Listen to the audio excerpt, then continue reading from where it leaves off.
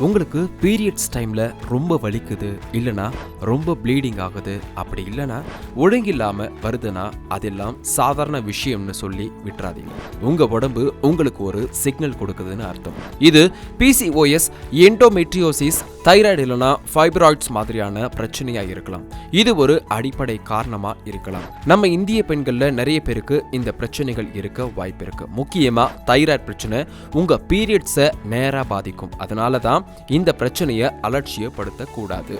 முதல்ல நீங்க செய்ய வேண்டியது, உங்க சைக்கிளை ஒரு ஆப்ல இல்லனா நோட் புக்ல நோட் பண்ணி வைங்க. எப்ப அதிகமா ப்ளீடிங் ஆச்சு, எவ்வளவு வலி இருந்துச்சு, மூட் ஸ்விங்ஸ் எப்படி இருந்துச்சுன்னு எழுதுங்க. இந்த டேட்டா எல்லாம் நீங்க டாக்டர் கிட்ட பேசும்போது ரொம்ப யூஸ் ஆகும்.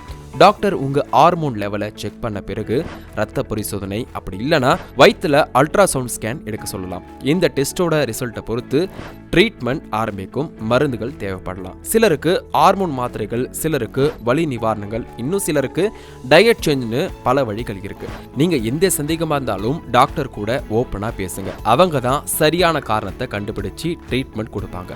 உங்க பீரியட் சைக்கிளை பத்தி நீங்க தெரிஞ்சுக்கிறது உங்க ஒட்டுமொத்த உடல் ஆரோக்கியத்துக்கும் ரொம்ப ரொம்ப முக்கியம். இந்த வீடியோ உங்களுக்கு யூஸ்ஃபுல்லாக இருந்தால் மறக்காம உங்க ஃபேமிலி அண்ட் ஃப்ரெண்ட்ஸ்க்கு ஷேர் பண்ணுங்க.